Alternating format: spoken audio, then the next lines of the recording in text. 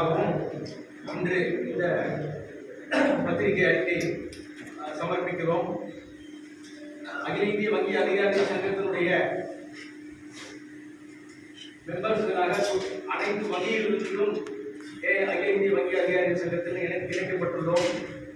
Canara bank, central bank, Punjab and Sind bank, IDBI bank மற்றும் பல அரசுடைமையாக்கப்பட்ட வங்கிகள் அனைத்தும் இந்த அகில இந்திய வங்கி அதிகாரிகள் சங்கத்துடன் இணைந்துள்ளது.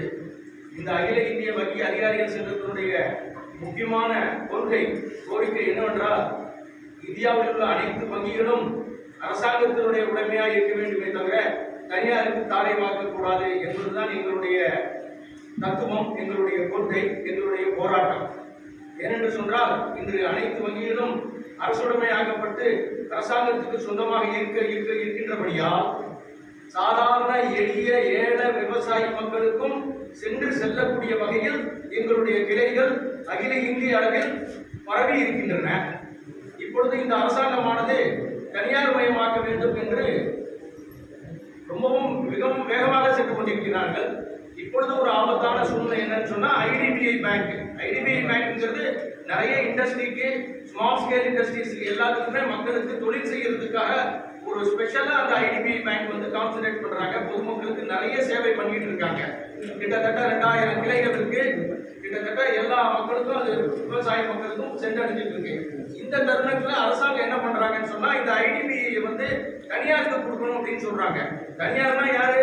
ஏதாவது ஃபாரின் இன்வெஸ்டர்ஸ் வாங்குவாங்க, இல்லைன்னா அம்பானி அதானி யாராவது வாங்கிட்டு போயிட்டாங்கன்னு சொன்னா நம்மள மாதிரி எளிய மக்களுக்கு அந்த வங்கி சேவையானது கிடைக்காம போயிருங்கிற ஒரு ஆபத்து நிலை இருக்கிறது.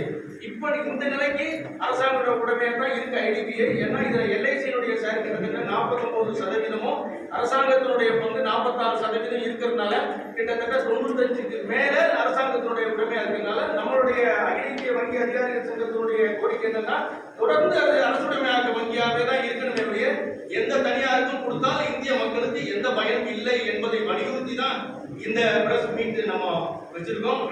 இங்க என்னோட கூட என்னுடைய பொதுச் செயலாளர் தோழர் நாகராஜன் வந்திருக்காரு. என்சிபி நேஷனல் கான்ஃபெடரேஷன் பேங்க் எம்ப்ளாயிஸினுடைய தலைவர் தோழர் பாலாஜி அவர்கள் வந்திருக்காங்க. அகில இந்திய வங்கி அதிகாரிகள் சங்கத்தினுடைய செயலாளர்கள் கோபால், விவேக் ராஜா, ரோஷன் வந்திருக்காரு. இங்க ஐடிபியினுடைய செக்ரட்டரி மிஸ்டர் ராகவ் வந்திருக்காரு. என்சிபியினுடைய ஸ்டேட் பேங்க் ஸ்டாஃப் யூனியனுடைய பொதுச் செயலாளர் ஸ்ரீதர் சார் வந்திருக்காரு. தலைவர் கார்த்தியன் எல்லாருமே வந்திருக்காங்க. இப்போ இதனுடைய நோக்கம் பொதுச் செயலாளர் இதை விரைவா அவர் நம்ம தலைவர் பாலாஜி இதை பற்றி கொஞ்சம் விரைவா உங்களுக்கு சொல்றோம். அனைவருக்கும் காலை வணக்கம். ஐடிபிஐ வங்கியை தனியார் மயமாக்குவதை ஏன் எதிர்க்கிறோம் என்றால், ஊழியர்களுக்காக மாத்திரமல்ல, நாட்டு மக்களுக்காக தான் தனியார் மயமாக எதிர்க்கிறோம். இன்றைக்கு தனியார் வங்கிகளுக்கும் பொதுத்துறை வங்கிகளுக்கும் என்ன வித்தியாசம் இருக்கு? சேவை வழங்குவது. தனியார் வங்கிகள் என்னென்ன சேவை வழங்குகிறதோ இவை அனைத்தும் பொதுத்துறை வங்கிகளிலே இருக்கிறது. பொதுத்துறை வங்கியிலே இல்லாத எந்த சேவையும் தனியார் வங்கியிலே இல்லை. பொதுத்துறை வங்கிகள் வரலாற்றிலேயே முதல் முறையாக மிக அதிகமான லாபத்தை ஈட்டிக் கொண்டிருக்கின்றன. கடந்த 2 வருடங்களாக மிக அதிகமான லாபங்களை பொதுத்துறை வங்கிகள் ஈட்டிக் கொண்டிருக்கிறது. ஐடிபிஐ வங்கி 31/3/2025 முழு ஆண்டு நிதி ஆண்டுல 7515 கோடி ரூபாய் லாபம் ஈட்டி தந்திருக்கு. நிகர லாபம். இந்த நிகர லாபம் யாருக்கு சென்றது? அரசாங்கத்துக்கு தான் போகும்.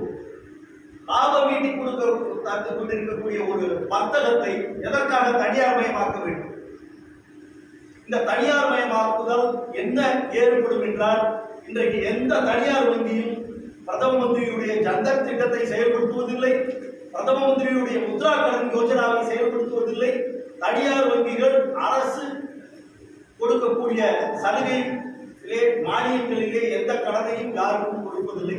அதிலே முன்னோடிகளாக திகழ்பவர்கள் பொதுத்துறை வங்கிகள் மாத்திரம்தான். ஆகையால் ஐடிபிஐ வங்கியை தனியார் மயமாக்குவதை கைவிட வேண்டும் என்று வலியுறுத்தி ஐடிபிஐ வங்கி தோழர்கள் இதுவரை வேலை நிறுத்தம் செய்துள்ளார்கள்.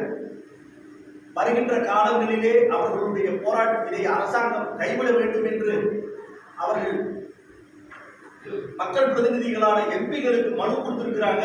அந்த மனுக்கள் மீது பார்லிமெண்ட்லயே பேசியிருக்காங்க. நிறைய நாடாளுமன்ற உறுப்பினர்கள், மாண்புமிகு நாடாளுமன்ற உறுப்பினர்கள் பேசியிருக்காங்க.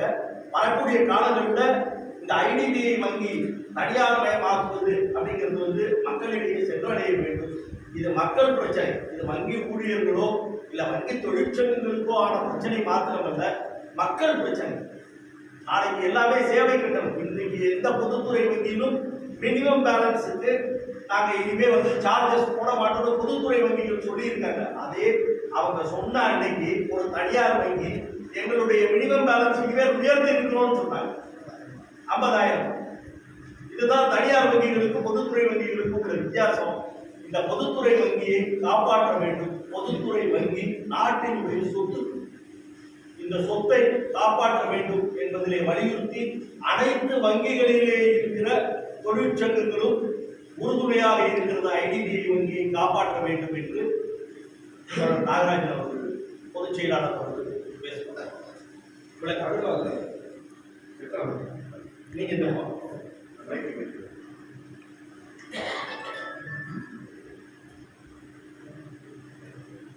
பத்திரிகை நண்பர்களே, நிருபர்களே, ஐடிபிஐ வங்கிகளுடைய வரலாறை பற்றி எங்களது சுற்றறிக்கை விவரமாக கொடுக்கப்பட்டது.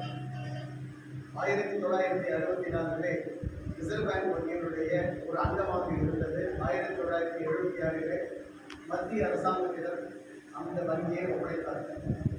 2005 வரைக்கும் பப்ளிக் செக்டார் பேங்க் சொல்லிட்டே வந்தவங்க திடீர்னு காலையில் எழுந்து இனிமேல் இது பிரைவேட் செக்டார் ஆகிட்டு இருக்கிறாங்க.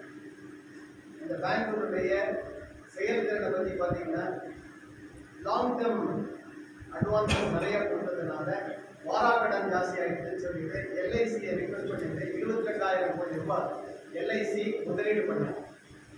முதலீடு பண்ணதிலிருந்து 5 வருடங்களாக ஐடிபிஐ நிகர லாபத்தை ஏற்றி 31,2000 பாலகிருஷ்ணன் படி 7,525 கோடி ரூபாய் நிகர லாபம் அடைஞ்சிருக்காங்க.